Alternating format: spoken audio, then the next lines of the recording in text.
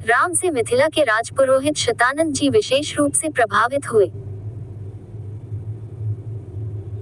शतानंद जी ने कहा, हे राम, आप बड़े सौभाग्यशाली हैं कि आपको विश्वामित्र जी गुरु के रूप में प्राप्त हुए हैं।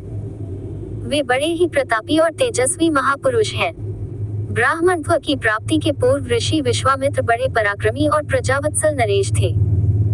प्रजापति के पुत्र कुश, कुश के पुत्र कुशनाभ और कुशनाभ के पुत्र राजा गाधी थे। ये सभी शूरवीर, पराक्रमी और धर्मपरायण थे। विश्वामित्र जी उन्हीं गाधी के पुत्र हैं। एक बार राजा विश्वामित्र अपनी सेना के साथ वशिष्ठ ऋषि के आश्रम में गए। चूंकि उस समय वशिष्ठ जी ईश्वर भक्ति में लीन होकर यज्ञ कर रहे थे, विश्वामित्र जी उन्हें प्रणाम करके वहीं बैठ गए। यज्ञ क्रिया से निवृत्त होने पर वशिष्ठ जी ने विश्वामित्र जी का बहुत आदर सत्कार किया और उनसे कुछ दिन आश्रम में ही रहकर आतिथ्य ग्रहण करने का अनुरोध किया।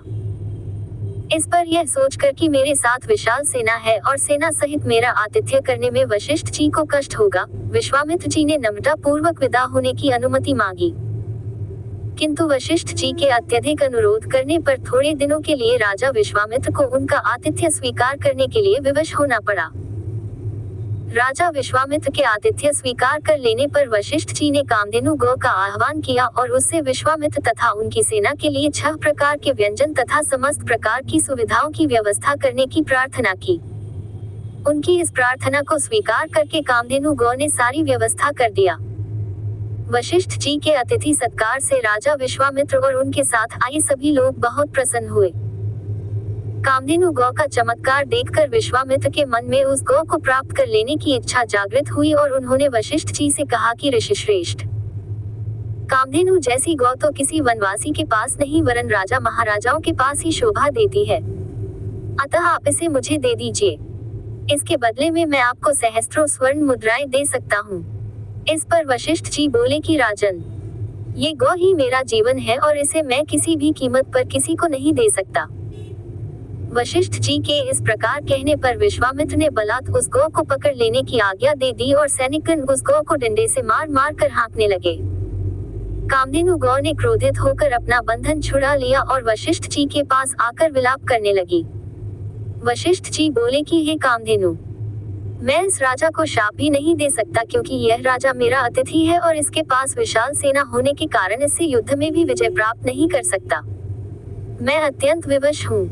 वशिष्ठ जी के इन वचनों को सुनकर कामधेनु ने कहा कि हे ब्रह्मर्षि, क्या एक ब्राह्मण के बल के सामने क्षत्रिय का बल कभी श्रेष्ठ हो सकता है? आप मुझे आज्ञा दीजिए, मैं एक क्षण में इस क्षत्रिय राजा को उसकी विशाल सेना सहित नष्ट कर दूंगी।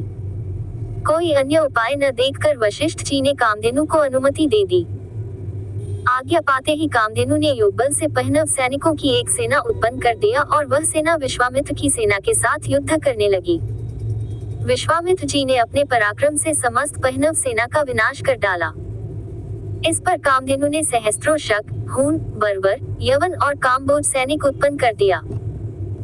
जब विश्वामित्र ने उन सैनिकों का भी वध कर डाला तो कामधेनु ने मारक शस्त्रास्त्रों से युक्त अत्यंत पराक्रमी योद्धाओं को उत्पन्न किया, जिन्होंने शीघ्र ही राजा विश्वामित्र की सेना को गाजर मूली की भांति काटना आरंभ कर दिया।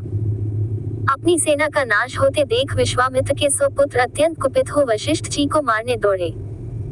परिणाम ये हुआ कि वशिष्ठ जी ने उनमें से एक पुत्र को छोड़कर शेष सभी को भस्म कर दिया। सेना तथा पुत्रों के नष्ट हो जाने से विश्वामित्र बड़े दुखी हुए। अपने बचे हुए पुत्र का राजतिलक कर वे तपस्या करने के लिए हिमालय की कंदराओं में चले गए। वहां पर उन्होंने कठोर तपस्या की और महादेव जी को प्रसन्न कर लिया। महादेव जी को प्रसन्न पाकर विश्वामित्र ने उनसे समस्त दिव्य शक्तियों के साथ संपूर्ण धनुर्विद्या के ज्ञान का वरदान प्राप्त कर लिया। इस प्रकार संपूर्ण धनुर्विद्या का ज्ञान प्राप्त करके विश्वामित्र बदला लेने के लिए वशिष्ठ जी के आश्रम में पहुंचे। वशिष्ठ जी को ललकार कर उन पर अग्निबाण चला दिया। अग्निबाण से समस्त आश्रम में आग लग गई और आश्रमवासी भयभीत होकर इधर उधर भागने लगे।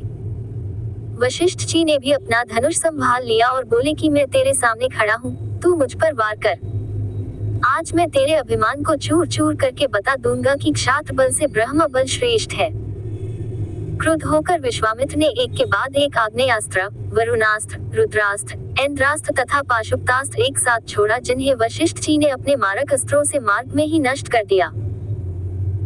इस पर विश्वामित्र ने और भी अधिक क्रोधित होकर मानव, मोहन, गांधर्व, जुम्भन, दारण, वज्र, ब्रह्मपाश, कालपाश, वरुणपाश, पिनाक, दंड, पैशाच, क्रौंच, धर्मचक्र, कालचक्र, विष्णुचक्र, वायव्य, मंथन, कंकाल, मूसल, विद्याधर, कालास्त्र आदि सभी अस्त्रों का प्रयोग कर डाला। वशिष्ठ जी ने उन सबको नष्ट करके ब्रह्मास्त्र छोड़ने के लिए जब अपना धनुष उठाया तो सब देव किन्नर आदि भयभीत हो गए। किंतु वशिष्ठ जी तो उस समय अत्यंत क्रुद्ध हो रहे थे। उन्होंने ब्रह्मास्त्र छोड़ ही दिया।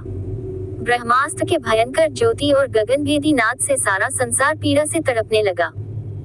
सब ऋषि मुनि उनसे प्रार्थना करने लगे कि आपने विश्वामित्र को परास्त कर दिया है, अब आप ब्रह्मास्त्र से उत्पन्न हुई ज्वाला को शांत करें। इस प्रार्थना से द्रवित होकर उन्होंने ब्रह्मास्त्र को वापस बुलाया और मंत्रों से उसे शांत किया। पराजित होकर विश्वामित्र मनहीन सर्प की भांति पृथ्वी पर बैठ गए और सोचने लगे कि निःसंदेह क्षात्र बल से ब्रह्म बल ही श्रेष्ठ है। अब मैं तपस्या करके ब्राह्मण की पदवी और उसका तेज प्राप्त करूंगा। इस प्रकार विचार करके वे अपनी पत्नी सहित दक्षिण दिशा की ओर चल दिए। उन्होंने तपस्या करते हुए अन्न का त्याग कर केवल फलों पर जीवन यापन करना आरंभ कर दिया। उनकी तपस्या से प्रसन्न होकर ब्रह्मा जी ने उन्हें राजर्षि का पद प्रदान किया। इस पद को प्राप्त करके भी यह सोचकर कि ब्रह्मा जी ने मुझे केवल राजर्षि का ही पद दिया, महर्षि देवर्षि आदि का नहीं, वे दुखी ही हुए। वे विचार करने लगे कि मेरी तपस्या अब भी अपूर्ण है, मुझे एक बार फिर से घोर तपस्या करना चाहिए।